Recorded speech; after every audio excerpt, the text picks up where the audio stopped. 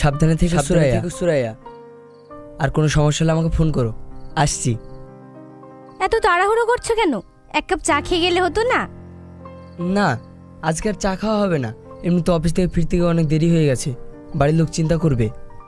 মামা ভালো আছেন? হ্যাঁ ভালো আছি, তুমি? ভালো আছি।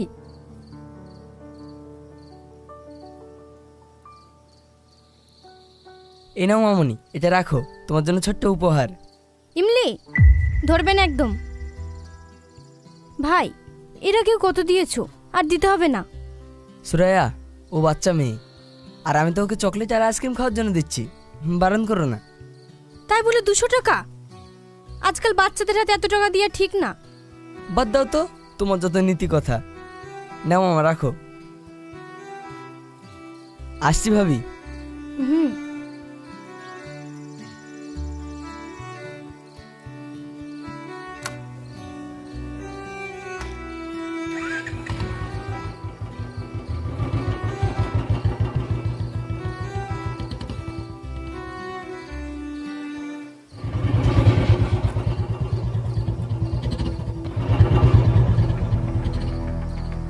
সেলিম এই সময় ওদের বাড়িতে? শালা ডবল গেম খেলছে।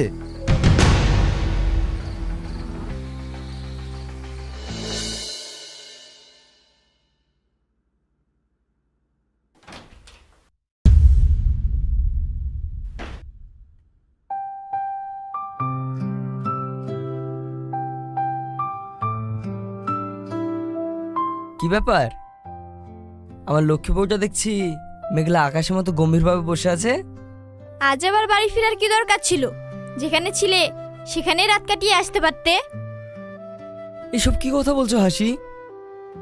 অফিস থেকে ফিরতে একটু দেরি হতে পারে। কতবার করে বললাম আজ একটু তাড়াতাড়ি ফিরবে। কত আশা নিয়ে বসেছিলাম দুজন মিলে ঘুরতে যাব, ফুচকা খাবো, কিন্তু তুমি সে রাত করেই আসলে।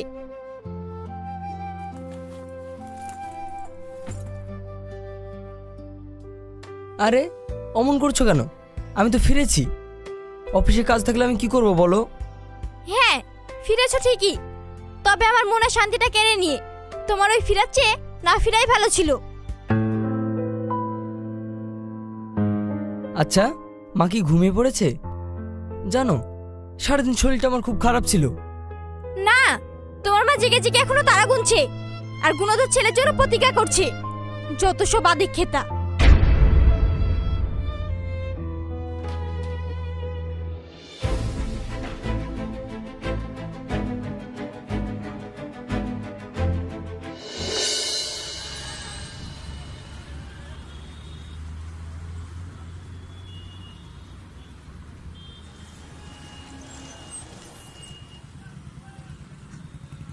আরে ভাবি, আপনি এত রোদের মধ্যে এখানে কি করছেন? এই তো ভাই, বাজার করতে এসেছিলাম। আজ বাজারে খুব ভিড়। সে কি, সেলিম ভাইকে বললে তো হতো। রোদে আপনার কষ্ট হচ্ছে না? তোমার ভাই বাজারে আসবে, সে তো দুনিয়ার সব কাজ নিয়েই ব্যস্ত। আমার কষ্ট দেখার মতো তার কাছে কোনো সময় নেই। আচ্ছা উঠুন, আমি আপনাকে পৌঁছে দিচ্ছি। হুম।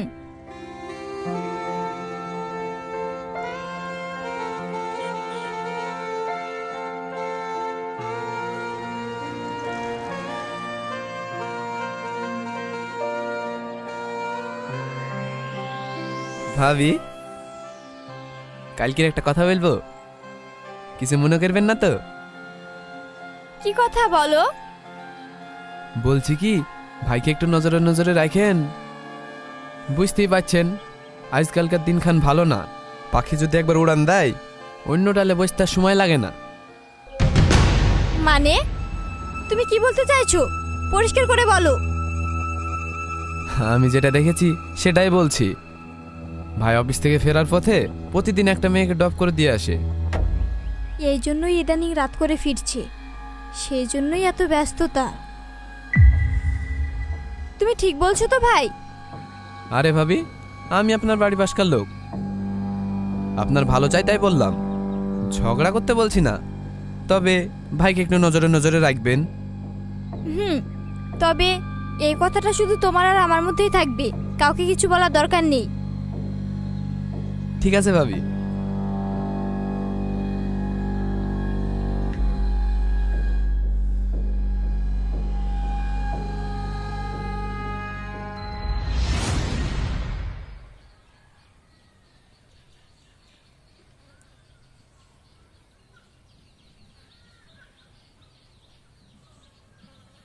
সাজিদ ভাই,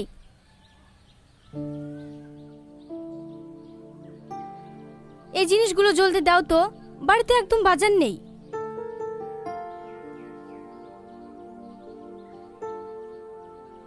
কি বলো ভাবি, এতগুলো মাল কি আর বাকিতে দেওয়া যায়? আগেরই তো 4,000 টাকা বাকি আছে। জানি ভাই, এই নাও আপাতত 500 টাকা রাখো, সামনের মাসে একটা ব্যবস্থা করব। ভাবি, টাকা দিলেও হবে, না দিলেও হবে। মানে? তুমি তো অনেক সুন্দরী, সারা বছর বাকিতে খাবে, কোনো সমস্যা নাই। তবে তবে কি? ভাই, আমাকে একটু সময় দিও, আর মাঝে সাঝে রাত্রিবেলায় আমাকে একটু ডেকো, তাহলেই তোমার সব ধার শোধ হয়ে যাবে। ছি, তুই এত নীচ! আমি তোকে ভাই ভাবতাম, এই তোর মনে ছিল? তোর এত বড় সাহস, আমার টাকায় খাবি আর আমার গায়ে হাত তুলবি? বেরিয়ে যায় এখান থেকে, তোকে আর একটা মালও দেবো না। আর শোন, বাকি টাকাগুলো যদি কালকের মধ্যে না পাই, তোর বাড়িতে পুলিশ পাঠাবো। যা, বেরো আমার দোকান থেকে।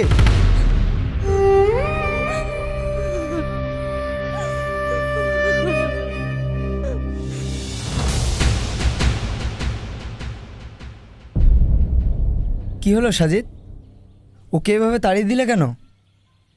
আর বলো না ভাই, 1 যোগ্য টাকা ধার করে টাকা দিচ্ছে না। ও, কত টাকা বাকি আছে? 4,000।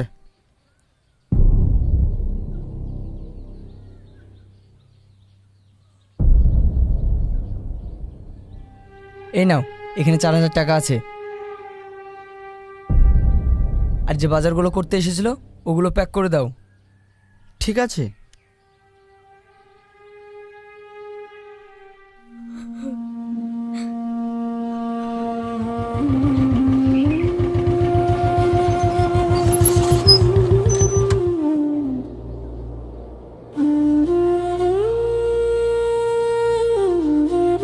সেলিম ভাই, তুমি? হ্যাঁ,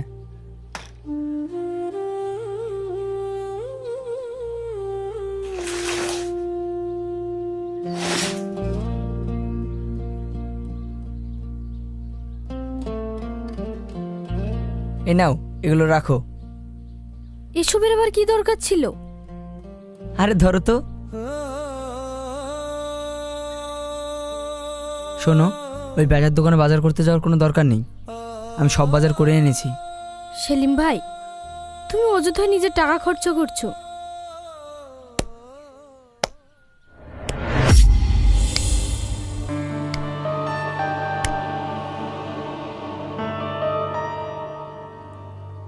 বাহ, কি চমৎকার দৃশ্য! বাড়িতে বউ উপোস করে স্বামীর জন্য পথ চেয়ে বসে থাকি, আর এখানে স্বামী অন্যেরা চলে মুখ গুজে পর উপকার করছে। হাসি, তুমি সব কি বলছো? কেন, যা দেখছি তাই তো বলছি।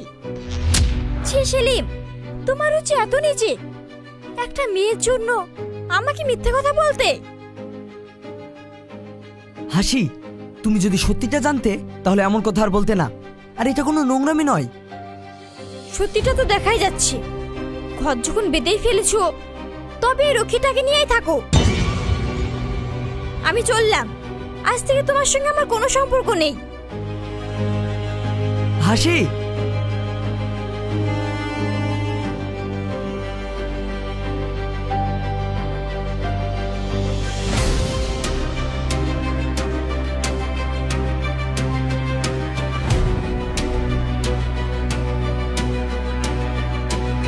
মা,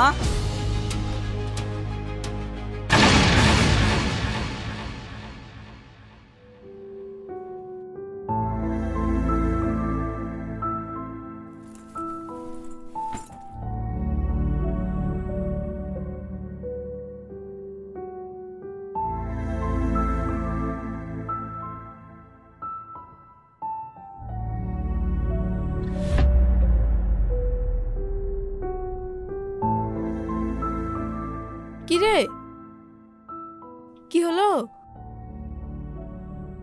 হাসি কোথায়? হাসি তো ব্যাগ নিয়ে চলে গেছে। আমি ওকে কত আটকানোর চেষ্টা করলাম, মেয়েটা কোনো কথাই শুনলো না, শুধু কাঁদছিল।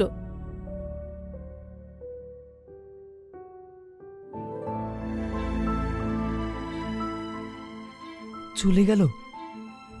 একবার কথাটা জানার চেষ্টা করলো না? সেলিম, তোদের মধ্যে কি কিছু হয়েছে? ও তো যাওয়ার সময় বলে গেল, মা আপনার ছেলে তো মানুষ নয়, একটা অমানুষ। আমি পুরো মানুষ, কিছু বুঝতে পারছি না। সত্যি করে বলতো, তুই কি কোনো অন্যায় করেছিস? মা, আমি কোনো অন্যায় করিনি, শুধু একটা ঋণ শোধ করার চেষ্টা করেছি। তুমি কোনো চিন্তা করো না, আমি দেখছি কি করা যায়।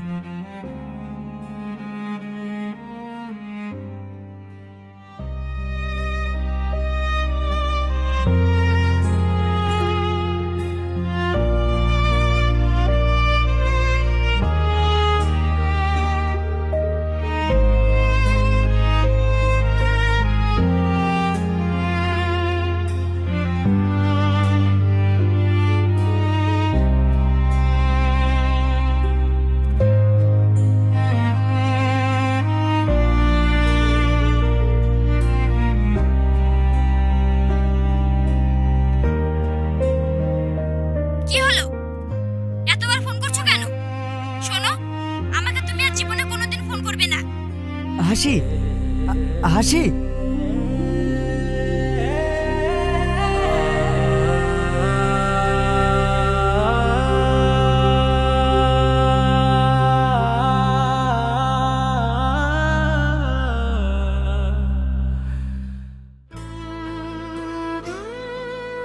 হাসি, প্লিজ তুমি এভাবে জেদ করো না। বাড়ি চলো, আমি তোমাকে সবটা বুঝিয়ে বলছি। কি বলবে? নতুন করে কোনো মিথ্যা গল্প সাজিয়েছো? লজ্জা করে না আবার এই মুখ নিয়ে আসতে? হাসি, তুমি আমাকে যা খুশি তাই বলো, কিন্তু বিষয়টাকে এত নোংরা দিকে নিয়ে যেও না। মা, মা! কি হলো? আব্বুকে বলো এই লোকটাকে এখান থেকে চলে যেতে বলতে, নইলে আমি কিন্তু বিষ খেয়ে মরবো। বাবা তুমি এখন যাও, হাসি খুব রেগে আছে, জানি না কখন কি করে বসে। সেলিম, আমি তোমাকে খুব ভদ্র ছেলে জানতাম, কিন্তু হাসি যা বলছে তারপর থেকে তোমাকে আর বিশ্বাস করতে পারছি না। মেয়েটার জীবনটা এভাবে নষ্ট করলে কেন? আব্বু, আপনিও আমাকে বিশ্বাস করছেন না? হাসি, তুমি কি সত্যি আমার সঙ্গে যাবে না? না, কখনোই না। তুমি ওই রক্ষীটার কাছে ফিরে যাও, তার লাথি খেয়ে যখন মুখ থুবড়ে পড়বে তখন বুঝবে এই হাসির মূল্য কত। যাও এখান থেকে।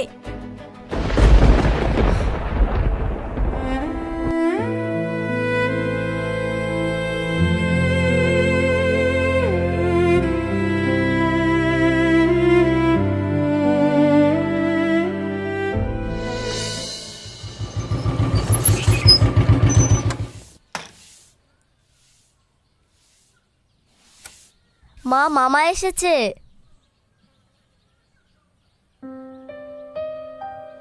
মামা, আমার চকলেট কই? এই না মামনি। থ্যাংক ইউ মামা।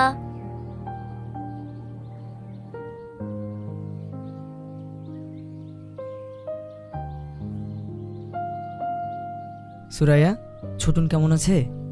ডক্টর দেখে গেছে, বলেছে ওর ক্ষত শুকিয়ে আসছে, মাস দুয়েকের মধ্যে ও নিজে নিজে উঠে বসতে পারবে।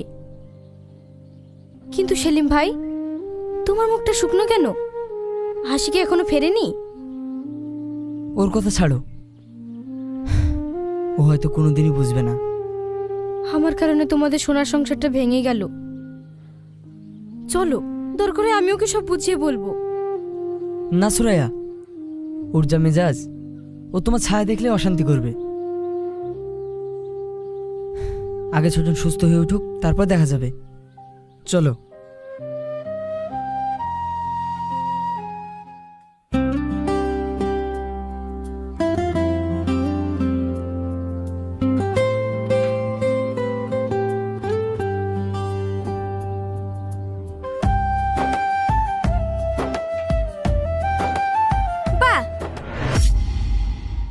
সুরাইয়া, এটা আবার তোমার নতুন খরিদ্দার বুঝি?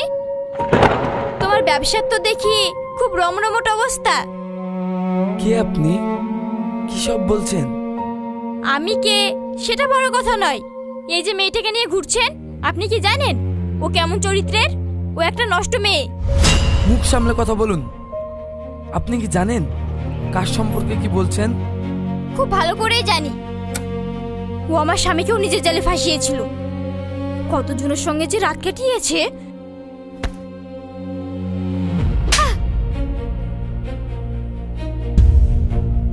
চুপ, একদম চুপ।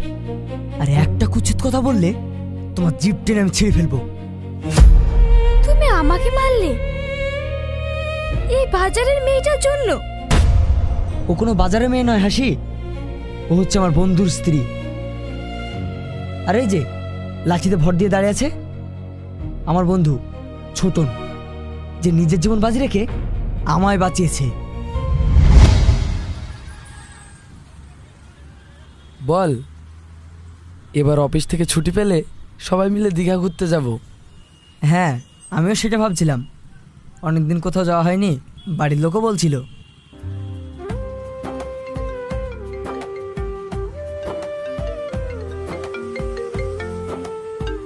তুই বস, আমি একটু ফোন করে আসি।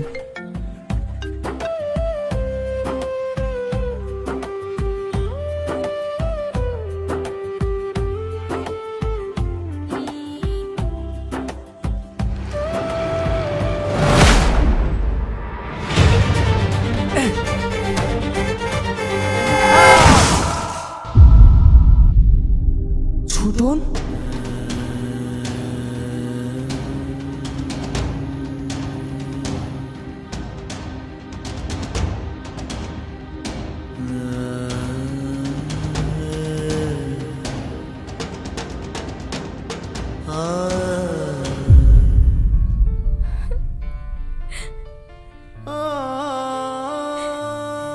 সে থেকে ছোটন 3 মাস বিছানা পঙ্গু হয়ে পড়েছিল।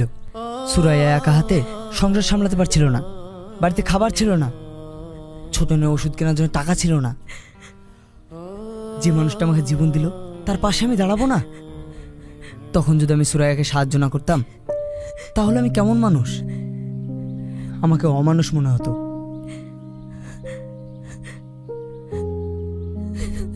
আরে আরে ভাবি, ওঠো। আমাকে ক্ষমা করে দাও বোন, আমি আমার স্বামীকে সন্দেহ করেছি, তোমাকে অপবাদ দিয়েছি। না না ভাবি, এমন করে বলো না। ভুল তো মানুষ মাত্রই হয়। আর সেলিম ভাই কখনোই চাইনি। তুমি কৃতজ্ঞতার দায়ে আমাদের পাশে থাকো। ও চেয়েছে তুমি ওকে বিশ্বাস করো। হাসি,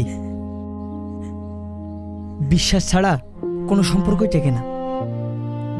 তুমি যেটা করেছো সেটা ভালোবাসা নয়, অধিকার ফলানো। ছোটন, চল। সেলিম, আমাকে ক্ষমা করে দাও প্লিজ। আমি আমার ভুল বুঝতে পেরেছি। আমি তোমার সঙ্গে বাড়ি যেতে চাই। হ্যাঁ সেলিম ভাই, ও যখন ওর ভুলটা বুঝতে পেরেছে, ওকে তুমি ক্ষমা করে দাও, নইলে কিন্তু আমরা কেউ যাব না। হ্যাঁ বন্ধু, তুই হাসিকে ক্ষমা করে দে।